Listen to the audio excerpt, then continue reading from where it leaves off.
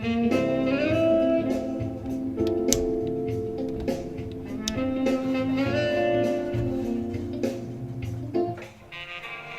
morning, welcome to another edition of Voices from the Mines, brought to you by Ziva Community Initiative from the stable of J101.9 FM. Today on the show, we're talking about, like we did last week Friday, I'm also doing again today. We are hearing and having conversations about things happening in the mines, especially when it comes to artisanal miners and small scale miners in the States.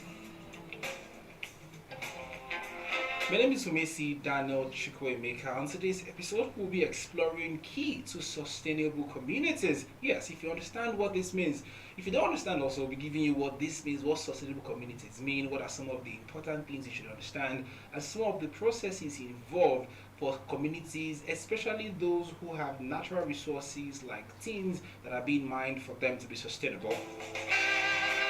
This program is proudly brought to you by Ziva Community Initiative with support from the Africa Center for Energy Policy.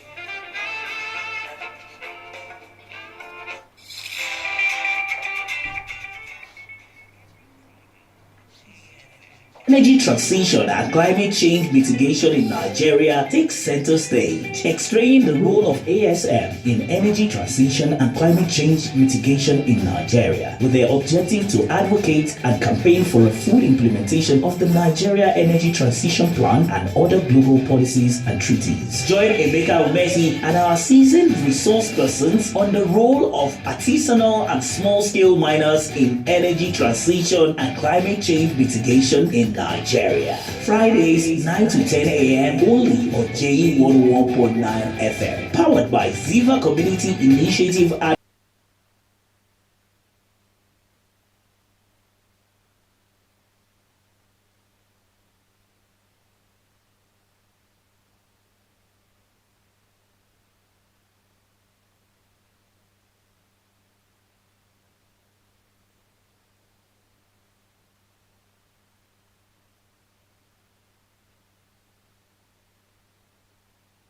Dung Choji. Good morning, sir. Welcome to the show. Good morning. Good morning. Dr. Vincent is a senior lecturer at the Department of Geography, Plateau State University, Bokkos. So please, please go closer to the mic so we have a more healthier conversation. So first off, like they often say, the first important part of this conversation is when people hear sustainable community, their head goes, what exactly does that mean? So, for the average person out there, the listener that has never heard of sustainable community before, what does sustainable community mean? Okay, before we get into what sustainable community is, I think it is very, very important to mention when the word sustainability and sustainable development was mentioned for the first time at the global stage. It was really mentioned at the United Nations conference on the environment, on the human environment that took place in Stockholm, Sweden in 1972. It was just mentioned. But that was escalated to another world conference on the environment by the United Nations, tagged the World Conference on the Environment and Development in 1987. Where world leaders gathered. And at that conference, the word sustainable development or sustainability was defined in a document known as Our Common Future, or the Brundtland Report.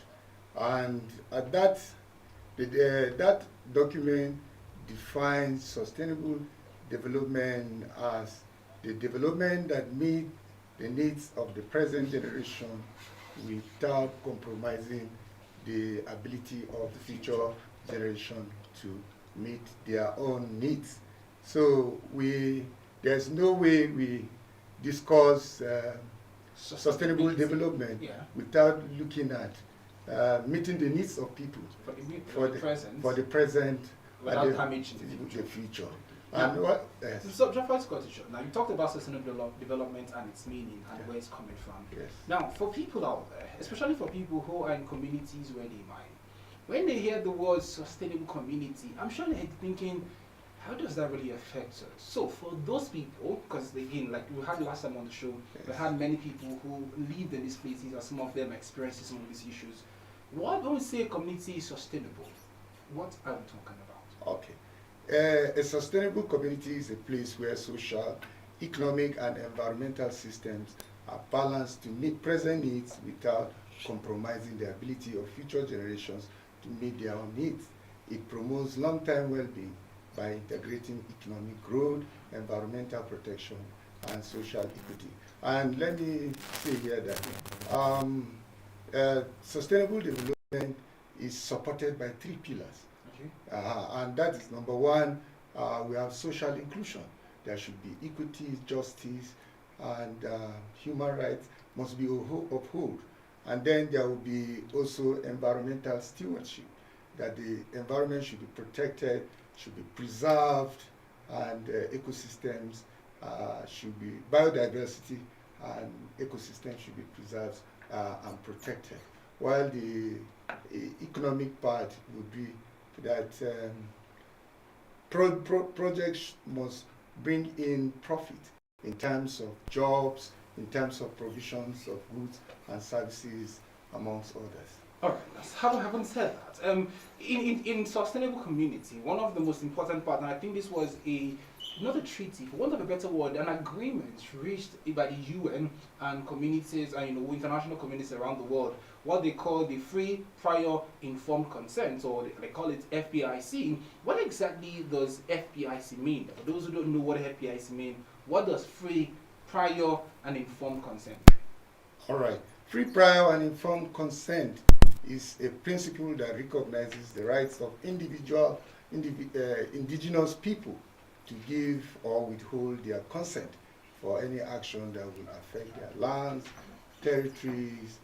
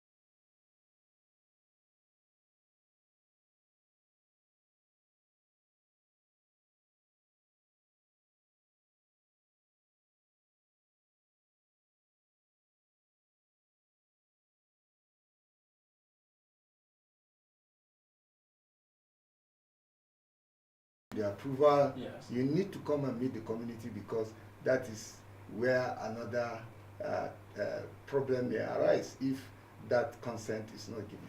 All right. So you talked about meeting the community. So again, another hypothetical situation. So this corporation has gone to the government. The government has given its go ahead for them to go and mine in a community. And so now they want to go to the community.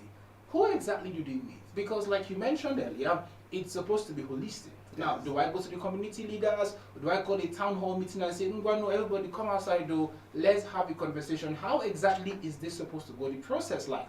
Community leaders are supposed to be the voices of the community.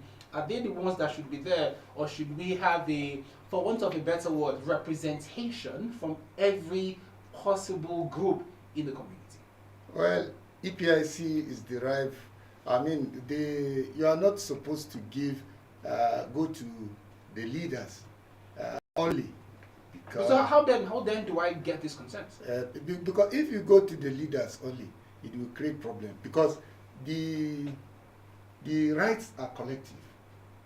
The indigenous rights are collective, and that so the indigenous, like I was saying, the indigenous rights are collective, and you recognizing the fact that they exist as collectives, Okay. and that their identity is linked to the land. So you must meet all of them. How? I get this question because I think there was something that happened. I think it's somewhere in Sudan or so. Can't remember the country exactly. Where this organization wanted to combine, they had gotten to the government. The government had given the go-ahead. They went to the community leaders in this sense, because in their head, well, the community leaders are supposed to be representations of the people. They dealt with the community leaders, and everybody's fine. And they start mining, but the community is like, no, we can't accept this. So in a case like that, how do you mitigate against backlash from the community to ensure that everybody within the community is a participant in the process of that conversation before you start mining? Well, each indigenous community has its own way of getting to its own people. Generally, in Africa, we know that there are town criers. They go into they talk with the community leaders, and the information is now translated to members of the public, and they must come on so date, and this conversation will be had.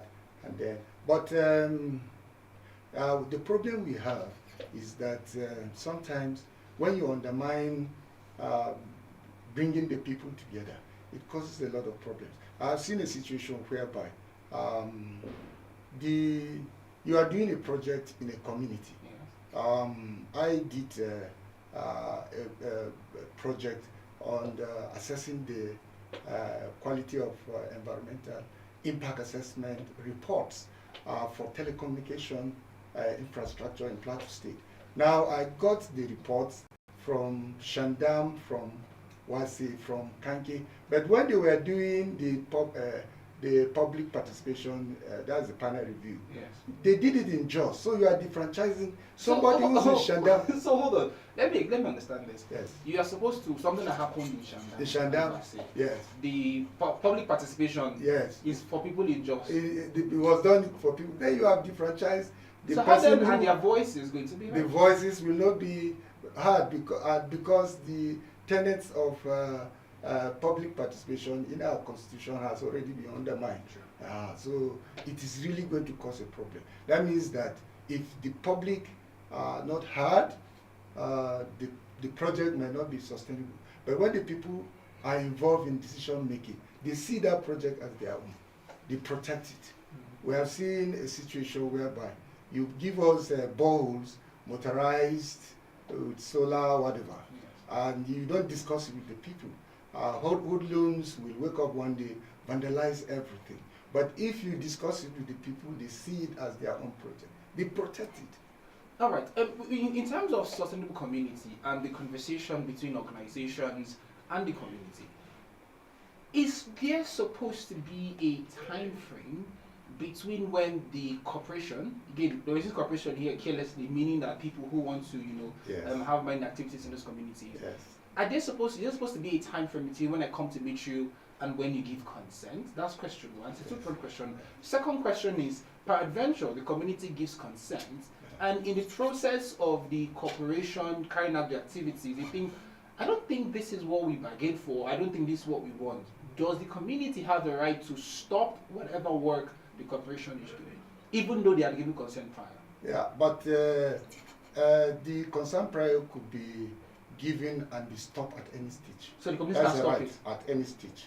That is number one. Number two, it's really going to bring in conflict between the community and the corporation, and this also will undermine the tenets of sustainability in the project development. The other question I asked was, is there supposed to be a time frame between corporation coming to meet the community and the community giving it a feedback on when or how it wants the corporation to function in this community? Yes, time frame should be given, because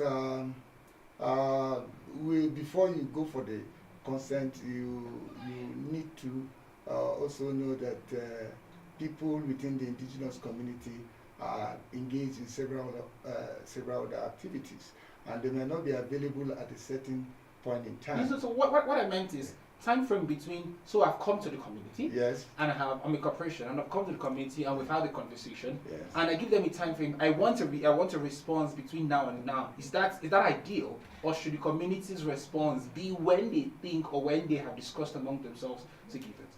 Well, the issue is that these things, you don't need to force it on the people. You don't need to manipulate them. It doesn't come by coercion. It is something that should be given willingly. But if you are trying to give a time frame that may not be comfortable for the community, then you are forcing them, you are manipulating them. These things should not be manipulated at all. My last question before we go on our first commercial break and then we start picking calls is, with issues like this, there are tendencies for corporations, many of whom sometimes feel they are more powerful than the community. And we might want to pretend all we want, but we've seen several times, not just in Plateau State, in Nigeria, where corporations go into a community, and even when the community has protested against the corporations, they insist and continue work. For want of a better question, for want of a better wording, are there legal backings where communities can seek redress in situations where they do not want a corporation to continue working within their community because of, for example, environmental hazards that these issues we have? Let's give a typical example of what happens in the South, where oil is being mined, communities are dealing with the effect of oil spillages, but more often than not, they seem not to have a say in how this happens. Are there some form of legal backing or framework to help communities have these issues redressed in situations where the corporations refuses to listen to them? So if that happens, then somebody is backing up the corporation. Government must be involved. They are backing the corporation. If the legal rights for indigenous people, for EPI, in many countries. What does EPI mean? I mean EPIC. Okay, EPIC. So it's legislated. And if it is legislated, then you can hold government and corporations accountable. And you can, in terms of litigation, you can go to court. But in the case of Nigeria, where it is not legislated, you cannot hold government accountable. And these things will persist. However, in Nigeria, there are certain areas where these rights are documented, like the Environmental Impact Assessment Decree number 86 of 1992, which gives power that to the members of the public to be part of the decision-making process, right from the first stage to the last stage of decision-making. It gives you that right. And then here, like I was giving you an example, if you are giving the person rights, you do not make it difficult for him to access that space. I don't understand. So when you say difficult for him to access the space, give an example. The example I gave you. You had done an EIA you said you did an EIA, that's environmental impact assessment, in Wasi. Yes. And the panel review should be in Wasi. That's what the Constitution says. True. It shouldn't be far away from the source, because if you defranchise members of the community, how are you going to benefit from local knowledge? How are you going to hear the problems of the people? These rights are given because sometimes members of the community, they are aware of their own problems. And this type of projects may not go well with us. I have had an example in my village here in Zawan, where a few years ago, a tannery was established. And you know what happens in the tunnel? Yes. They discharge, everywhere is smelling, they discharge industrial effluent in the river. People are no more fishing, and so on and so forth. Because there was no engagement with the community. And at the end of the day, there were frictions, there were agitations by members of the community. Pressure was mounted, and at the end of the day, the whole thing was removed. So it does not bring sustainability in the project development process. I wanted to ask another question because as we're speaking, a hypothetical situation popped in my head. So, for example, a corporation, again, like I said before, corporation in these examples are because they are easy to go with. Sometimes they are individuals, some powerful people who believe that they can do whatever they want to do. Yes. But for corporations, is it important that when having these conversations with community, that the community have some form of professionals? Because sometimes, and I say this based on human nature, that corporations can come to you and say, we want to, for example, mine tin in your community. But because maybe the community, most of them do not understand some of the impacts of this mining, they might not understand or know how to lead the conversation and how to demand for things. Is it important that some level of professionalism, at least maybe provided by the community or maybe the government, should be in the room so that when these conversations are being heard between the corporations and the communities are not disenfranchised in the process, they are not cheated in the process of having this conversation? Yes.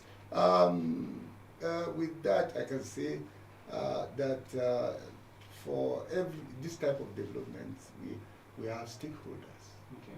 And if you come to EIA where I belong, you discover that who are the stakeholders? The stakeholders are the stakeholders will include banks because they are going to finance the project. Okay. The NGOs that are related, professionals in that area.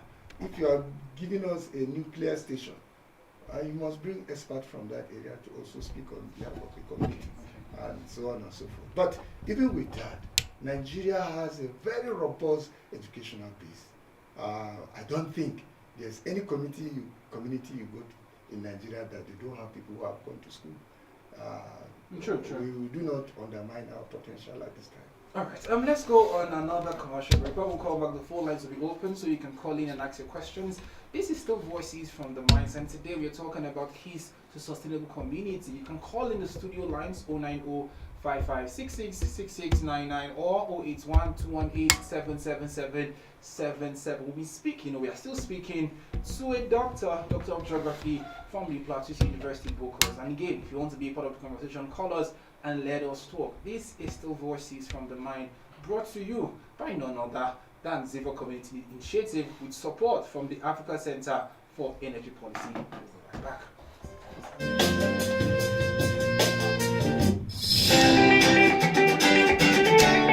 Every Friday on JFM, energy transition and climate change mitigation in Nigeria takes center stage, explaining the role of ASM in energy transition and climate change mitigation in Nigeria, with their objective to advocate and campaign for a full implementation of the Nigeria Energy Transition Plan and other global policies and treaties. Join Emeka Umesi and our seasoned resource persons on the role of artisanal and small-scale miners in energy transition and climate change mitigation in Nigeria. Fridays 9 to 10 a.m. only on JE 101.9 FM. Powered by Ziva Community Initiative, advocate for a sustainable community with support from Africa Center for Energy Policy.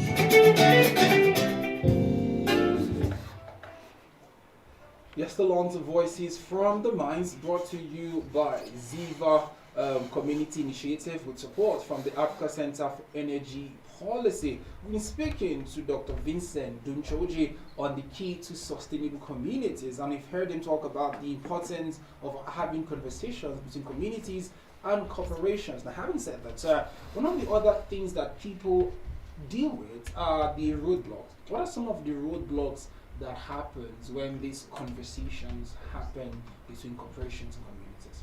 I don't understand. Well, for what a better word, the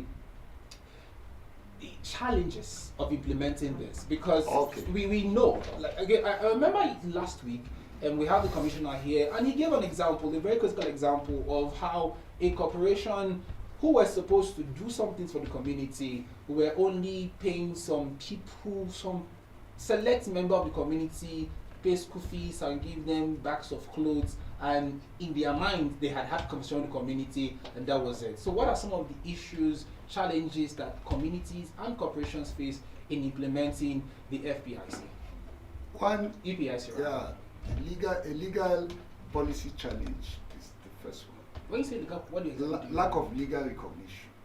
I have said it here before, that many countries do not have clear legal frameworks enforcing EPIC, making it difficult to hold governments or corporations accountable.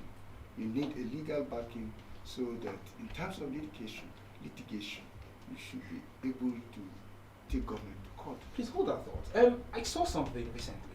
It was a litigation, I think it was in Bielsa State, I can't remember exactly, where the people took a corporation to court. Yes.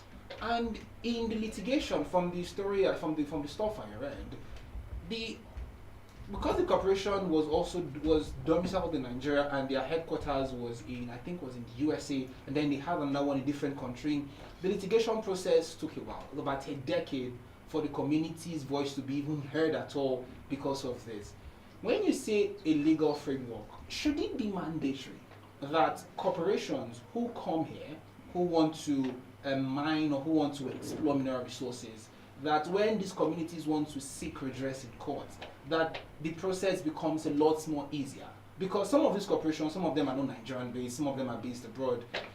Should there be laws around, I don't have to go to USA, for example, to sue a corporation that is based there but came here? Do you think things like that would help in making the process faster? Yeah, I also believe that if you allow human beings to do things without laws, they will do it in excess.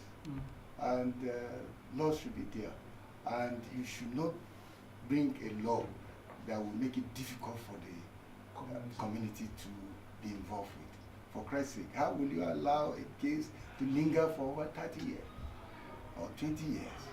And then the problems are not solved. What it means is that the problem becomes more complicated over the years. If it were the issue of pollution, isn't it? Yes. It becomes more intense as we go on. But if you solve the problem much earlier, we'll be able to save some things. We'll be able to preserve our environment as the pillars of sustainability. I'm going to drag you a little bit to a somewhat different conversation, but still connected to this. Now, for as long as we've had the mineral resources being explored in Nigeria, Yes. from tin in Plateau states to oil in the South, why do you think we've not had a legal framework to protect communities in cases where these corporations exploit them without them getting benefits? Well, I don't agree that there are no laws. Nigeria is not deficient with laws. According to Chris Monko 2013, he said that Nigeria has